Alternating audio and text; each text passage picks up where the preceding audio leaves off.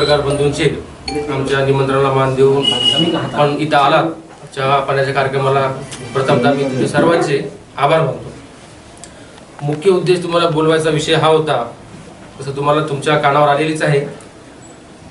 शरद पवार गटाचे काही नगरसेवक, काही पदाधिकारी, ग्रामीण भागाचे पदाधिकारी किंवा पंचायत समिती सदस्य, सरपंच, माजी सरपंच सर्वजण आम्ही 28 तारखेला काँग्रेस पक्षामध्ये जाहीर प्रवेश करणार आहोत। या विषयासाठी आपल्याला या विषयासाठी मी प्रेस कॉन्फरन्स इथे बोलवलेलं आहे। नेमकं आपल्या वडिल्यापासून जनता दल होती, त्या पक्षापासून राष्ट्रवादी काँग्रेस झाली। आता एवढ्या वर्ष तुम्ही पक्षात राहून काँग्रेस पक्षात जाण्याचं मुख्य कारण काय?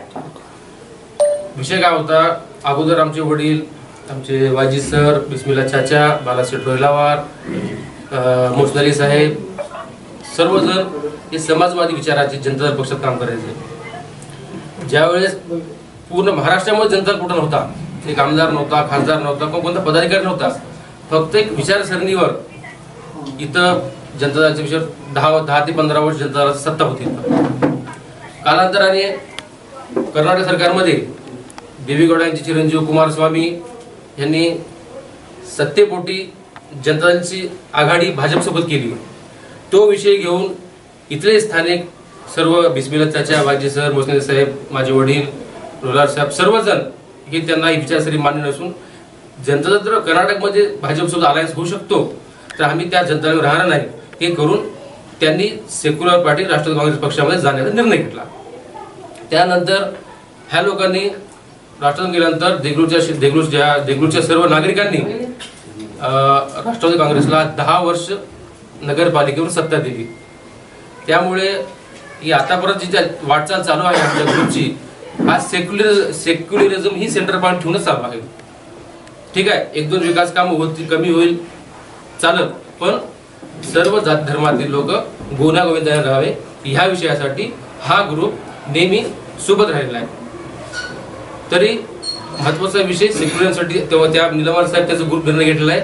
आजही कर्नाटकमध्ये ज्यावेळेस भाजप सरकारला जनता दल अटॅच झाल्यावर इथं सत्ता पक्ष सोडतो, आज महाराष्ट्रामध्ये अजित पवार गट भाजपसोबत आहे, तर कसं राहू शकतात हे समाजाचे विचारचे लोक त्यांसोबत? म्हणून हा विषय घेऊन आम्ही त्यांच्यासोबत न जाता शरद पवार गटात थांबायचा निर्णय घेतला। परंतु शरद पवार गट आणि काँग्रेस हा वेगवेगळे ठरले तर सेक्युलरिझम डिवाइड होतात आणि सत्ता येण्यासाठी मतांचं गणित करून मतांतर हे सगळं फार महत्वाचं आहे। हा सर्वजण निर्णय घेऊन आम्ही सेक्युलरिझमचे वोट डिवाइड होऊ नये म्हणून आम्ही सर्वजण काँग्रेस पक्षात प्रवेश करून जे समोरचे जे जाती धर्मावर राजकारण करतात ते दांडगी लोक आहेत, त्या निर्णयासाठी आम्हाला सर्वांना एकत्र येणे फार आवश्यक आहे, ताकदीने आम्हाला लढायचं आहे। त्यामुळे आम्ही कांग्रेस पक्षात जाण्याचा निर्णय घेतला। आने वाले 28 तारीख को कौन कौन प्रवेश करने जा रहे हैं ये भी बता दीजिए। प्रवेश हमारे हिसाब से 30 माजी नगरसेवक है, 4 माजी नगराध्यक्ष है, पंचायत समिति सभापति है, माजी सभापति, पंचायत समिति सदस्य है, कुछ माजी सरपंच है, कुछ करंट सरपंच है और कुछ अजित पवार गट के लोग हमारे इसमें आने वाले हैं, कुछ भाजपा के लोग हमारे इसमें आने वाले हैं। एक बड़े पैमाने पे तो कार्यक्रम होगा।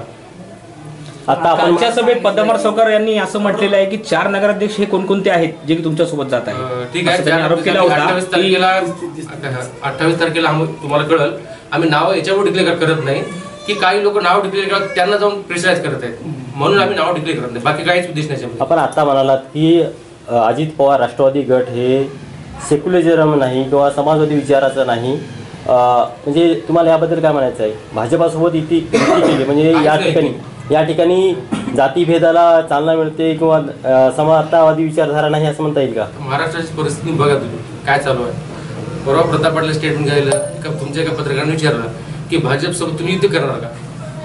आमची वाटाघाटी चांगली असल्याने युती करायला तयार आहे, की तुम्ही सर्वजण ऐकले, त्याचा अर्थ काय? माझ्या वडिलांनी सतत समाजवादी विचार गोरगरिबांसाठी काम केलेलं आहे, सर्व जाती धर्मांना एकत्रित घेऊन गुन्ह्यागोंद्याने गावात कसं चालवता येईल त्या उद्देशाने चाललेलं आहे।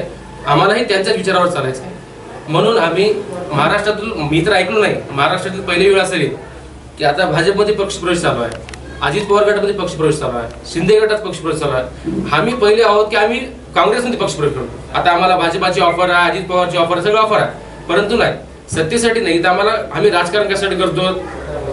साहेब पासून तन्वीर काजी साहेब पासून निलमवार साहेब पर्यंत जे विचारसरणी आहे, त्यांचा जे वारसा आहे, ते वारसा टिकवण्यासाठी आम्ही वारसदार म्हणून काम करत होतो. आम्ही काय राजकारण आमचा काय धंदा नाही. आम्ही सत्तेत गेलो तर आमचा फायदा होणारच आहे, 4 कामं होईल आमची.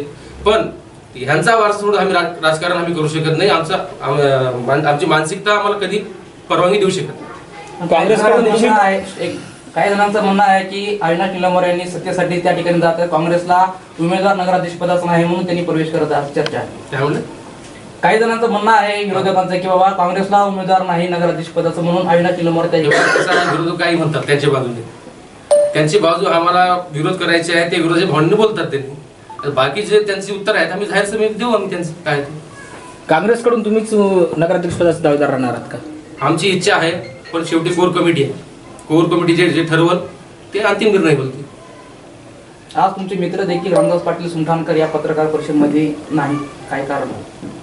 नाही, शरद पवार गटाचा पत्रकार परिषद. ओके, अजून कोणाला विचारत नाही? आता राष्ट्रवादी काँग्रेस अजित पवार गटामध्ये सुद्धा दुपडी कुठेतरी ऐकवायची मध्ये जनतेमध्ये चर्चा सुद्धा आहे. 2 टेकाळे बंधूंनी प्रवेश घेतला होता, परंतु एक टेकाळे बंधू भाजपाच्या वाटेवरती जाण्याची चिन्हे दिसत आहेत. तर तसं जर घडलं तर याचा फायदा येणाऱ्या काळात आपल्या पक्षाला होईल का? नाही, तो त्यांचा पर्सनल विषय आहे. आम्ही जाऊन लोकांना मत मागणार होतो. आम्ही काय त्यांनी फुटावं एकत्रित यावं आमचा काही विषय नाही. आम्ही लोकांसाठी काम करणार, लोकांमध्ये जाऊन मत मागणार होतो. आमच्याकडं ग्राउंड लेवलला काम करणारे मोगलाजना चिरशिडर आहेत, बालाजी डोलावर आहेत, आमचं कुटुंब आहे, वायजी बिस्मिला चाचा आहेत, तरबाई, तुषार मामा आहेत, कंदारकर मामा, जे काय सगळे आहेत ते आम्ही गोरगरीब कुटुंबात राहिलो. आम्हाला कोणी घरात येऊन आमच्या झोपल्यावर पलंग उठू शकतं, आम्हाला माझं काम आलं म्हणून त्या लोकांना उठू शकत नाही. ते आपण बघली गाडीचं काचा वरी करून जाणार आहेत, ते बघलं तर आम्हाला थांबा म्हणून. आम्ही ग्राउंड लेवलचे काम करणार आहोत सगळे. आमची ताकदीन लोकांमध्ये आम्ही काम करणार आहोत आणि त्यांना आम्हाला नैतिक अधिकार आहे मतदान मागण्याचा. आम्ही लोकांमध्ये गेलो, लोकांची कामं केलो. आम्ही डायरेक्ट निवडणूक आलं की आम्हाला सांभाळून घ्यायचं नाही. आम्ही 5 वर्ष राबलो. आम्हाला आता माझा पर्सन, मला कोणती नोकरी नाही, माझा कोणता धंदा आहे. मी 24 तास रिकामा माणूस आहे. मी 24 तास कोणी त्यांना भेटतो, करतो, कामं जितकं होईल ते करतो. त्या ताकदीवर आम्ही लोकांमध्ये मतदान मागायला आहोत. काँग्रेस पक्षाकडून जरा नगराध्यक्ष पद मिळालं नाही तर पक्षासोबत तुम्ही काम करणार का? मी काय म्हटलं, सेक्युलर ताकद डिवाइड होऊ नये त्या उद्देशाने आम्ही एकत्रित आलो. आमचं म्हणणं आहे की आम्ही उमेदवार द्या. उमेदवार देण्या गेलं तर आम्ही सोबत राहणार आहोत. आम्ही पदासाठी जात नाही. आपले सेक्युलर मत डिवाइड होऊ नये आणि तिथं जातीवादाच्या पक्षाला ताकद भेटणं. त्यांनी उद्या सत्तेत आलं तर गावाचं राजकारण काय होईल तर तुम्ही चर्चा करा. तुम्ही वातावरण बिघडल. कोणते लोक आहेत, आता मला त्यांच्या व्यवसायाबद्दल मला काही बोलायचं नाही, पण तुम्हाला सर्वच माहिती आहे. कांग्रेस पार्टी आपको अध्यक्ष पद का उम्मीदवार बनाती है और आप अध्यक्ष पद पे जीत के आते तो देगलू के विकास का रास्ते आपके पास क्या होते? देगलू हम निवडणूक में हमारे सब कमेटी बैठ के जाहिरनामा बनने वाले, वो आपको जाहिरनामा आने बाद आपको दे देंगे. ठीक, बघा मध्ये लक्ष्मीकांत पद्मवार असतील किंवा नंदुसर शागवार असतील, या लोकांनी कोणी आईस्क्रीम विकत होतं, कोणी मुरमुरे विकत होतं. यांनी निलंबर साहेबांचा हात पकडून आज एवढं सर्व काही मिळवलेलं आहे. आणि लक्ष्मीकांत पद्मवार निलंबर साहेबांच्या अकाली निधनानंतर पद्मवार निर्माण समितीमध्ये आले. त्यांनी निलंबर साहेबांसोबत राहणाऱ्या प्रत्येक माणसाचे पंख छाटले. ही सर्वोपरी आहे. ज्यामध्ये संजय मंगलार असतील, राजा कांबळे असतील. तर लक्ष्मीकांत पद्मवार यांच्या मनामध्ये निलंबर साहेबांच्या कुटुंबाबद्दल एवढा द्वेष का? आता मी सांगतो, देगलूरची जनता फार सुजाण आहे, फार हुशार आहे.